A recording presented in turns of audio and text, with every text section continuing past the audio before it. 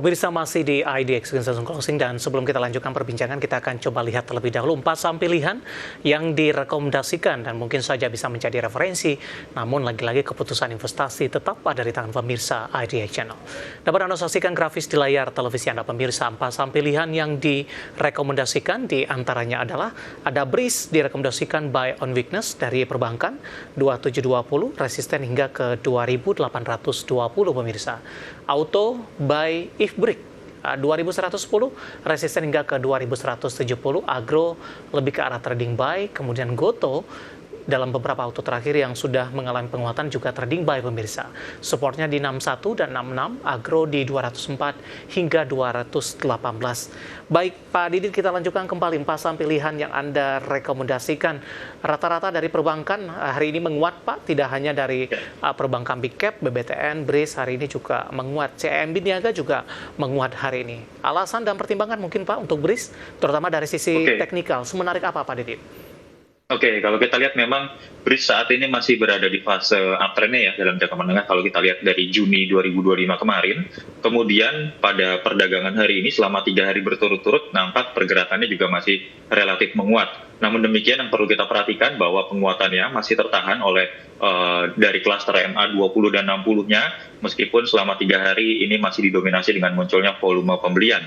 Menarik dari sisi stokastik, di mana pada perdagangan kemarin di tanggal 4 Agustus, ini stokastiknya sudah golden cross begitu ya, dan berpeluang untuk menguat dari area netral menuju ke area overbought-nya, meskipun MACD masih relatif melandai. Nanti dapat dicermati sebagai area supportnya di 2720, kemudian resistennya di 2820. Apabila nanti mampu break dengan volume yang relatif cukup besar dari area resisten di 2820, maka target penguatan yang dapat kami berikan di 2860 sampai 2920 terlebih dahulu. Begitu Mas David.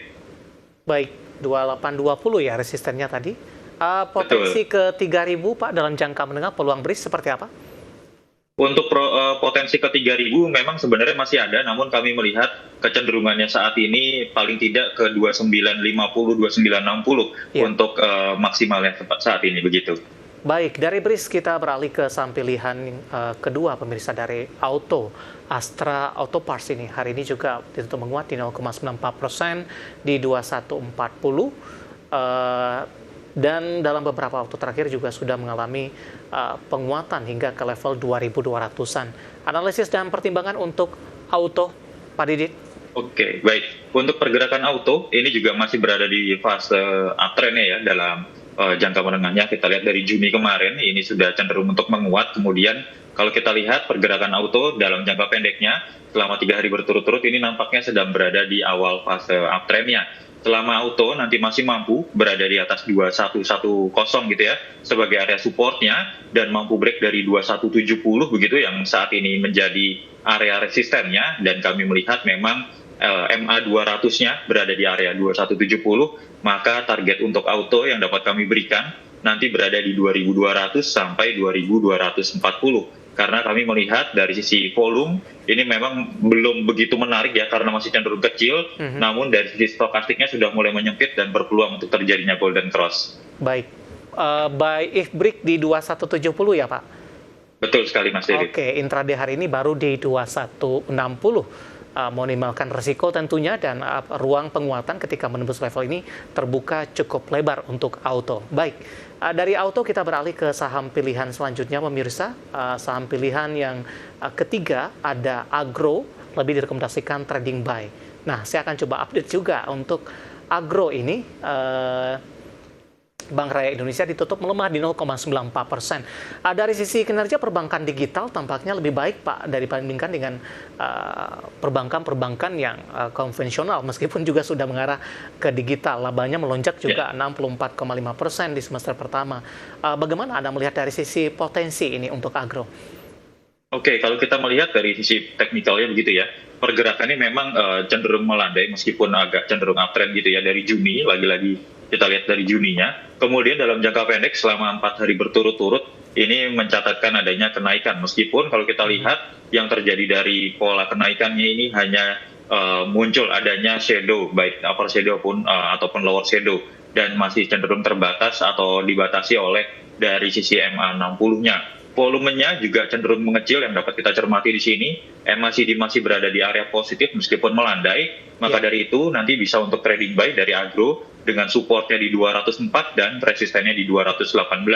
Kami melihat adanya potensi penguatan apabila nanti mampu break dari 218 di mana akan menguji resisten berikutnya di 224 sampai ke level 230. Begitu Mas David. Dalam beberapa waktu terakhir, koreksinya sudah cukup dalam untuk agro, Pak. Sudah di harga 200, bahkan ke 166 dari harga pernah tertinggi yang dicapai sebelumnya. Bagaimana Anda melihat dari sisi pola jangka pendek dan menengah untuk agro?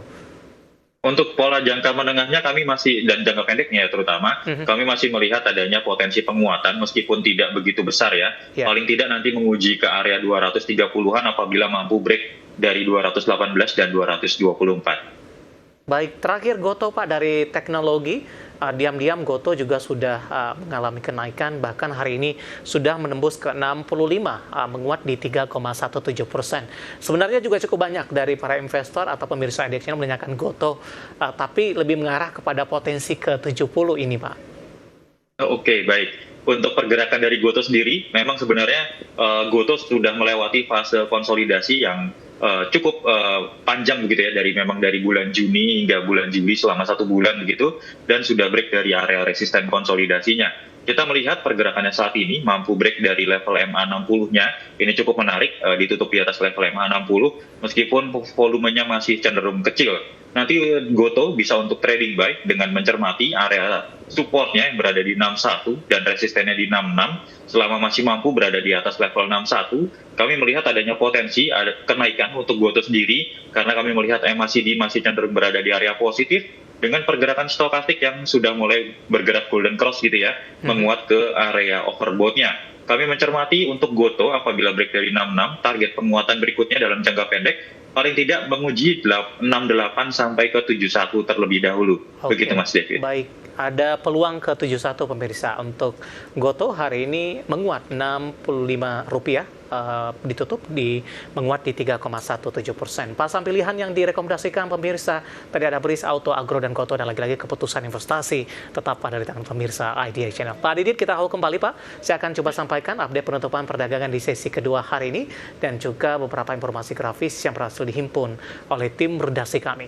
Dan pemirsa, di penutupan perdagangan sesi kedua hari ini, harga saham gabungan berhasil bertahan di zona hijau, menguat di 0,68% dan level 7.500-an masih mampu dipertahankan, tepatnya di 7.515,185. Intraday hari ini sempat ke 7.546, level terendah di 7.463,058. Langsung saja kita ke grafis yang pertama, pemirsa. Kita akan coba lihat posisi penutupan beberapa indeks lainnya.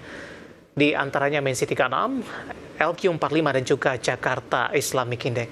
Grafis yang pertama, MNC 36 ditutup menguat di 0,77%, Jakarta Islamic Index melemah di 0,38%, LQ45 menguat di 1,07%, tinggal beberapa poin lagi untuk kembali ke atas level 800-an. Rotasi pergerakan sektoral. Grafis selanjutnya, konsumsi non-primer menguat di 3,72%, keuangan juga menguat di 1,32%, barang baku hari ini melemah di 1,11%, industri juga tertekan di 0,25%. Selanjutnya saham-saham yang hari ini yang masuk ke dalam deretan top gainers pemirsa, ada BMRI ditutup menguat di 4750, transaksinya triliunan, kemudian BBCA 8425. Cuan hari ini cuan di 1450, dan koin hari ini mencatatkan penguatan signifikan. Kalau tidak salah tadi terjadi ke atas untuk koin menguat di atas 20% pemirsa. Kemudian kita beralih ke grafis selanjutnya, saham-saham yang hari ini menjadi pemberat. Ada BRPT melemah cukup dalam hari ini di 2460, PTRO tertekan ke 3480, Mina melemah di 163, dan Topa terkoreksi di Rp1.055 per saham.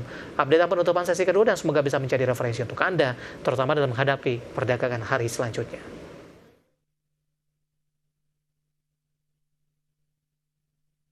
Kita akan jeda kembali dan tetap di tempat Anda. Setelah ini kita akan coba ulas beberapa pertanyaan masuk di WhatsApp interaktif kami. Kami akan segera kembali sesaat lagi.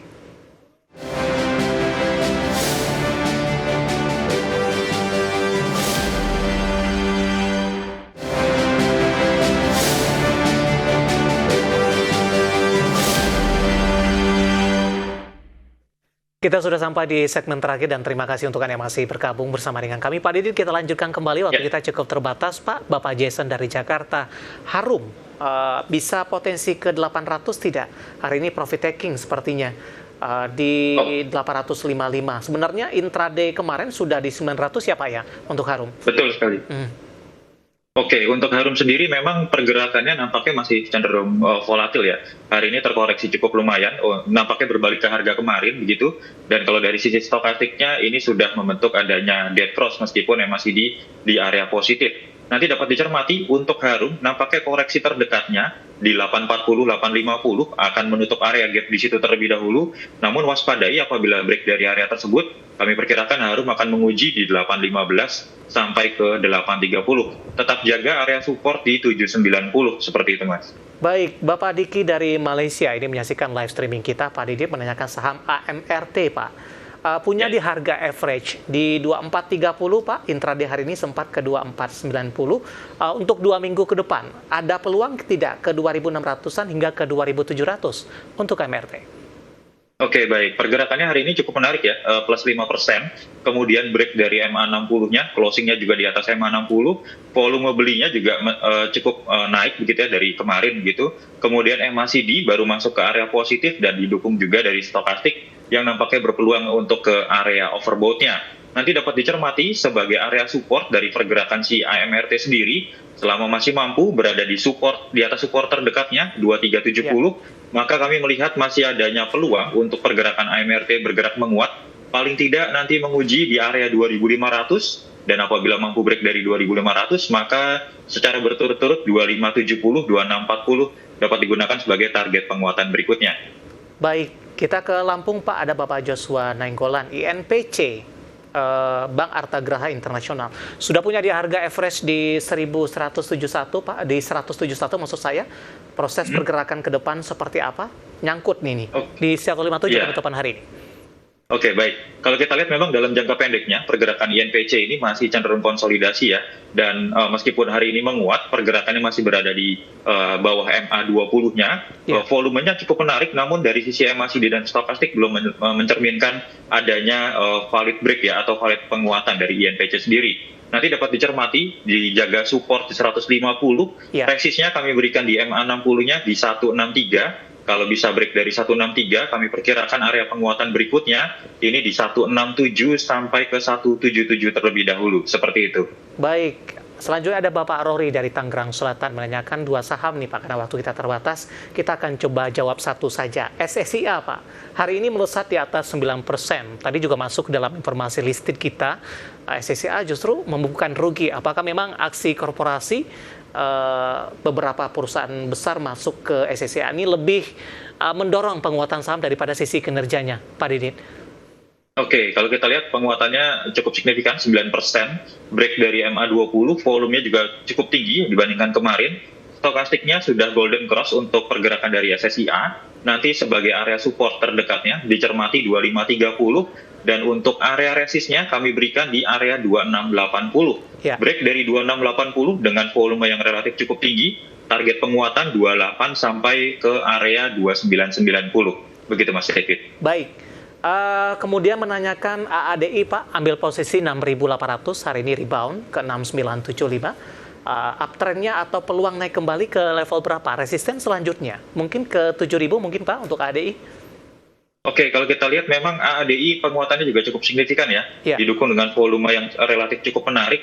7.000 kami rasa ini masih berpotensi untuk menguat apabila nanti break dari 7.000, 7.025. Target penguatan berikutnya dapat diperhatikan 71 sampai 7175 begitu. Baik, terakhir singkat saja Pak, untuk brand punya di 7575, kemudian di 7.700. Singkat saja Pak. Oke. Baik, untuk brand sendiri masih relatif volatil ya. Nanti cermati untuk area support yang dapat kami perkirakan di 69, karena break dari 69 maka 6750, 62 sebagai target koreksinya. Namun demikian apabila berhasil bertahan di atas area tersebut, maka dapat dijadikan 74 sampai 75 sebagai target penguatan terdekatnya untuk brand. Baik, analisis untuk brand tampaknya sekaligus mengakhir kebersamaan kita, Pak. Sebenarnya masih ada beberapa pertanyaan. Kami mohon maaf, waktu kita cukup terbatas. Dan silakan bergabung bersama kami kembali di waktu dan di program sama di perdagangan hari selanjutnya. Pak Didit, terima kasih juga sudah berpartisipasi. Sehat selalu, Pak Didit.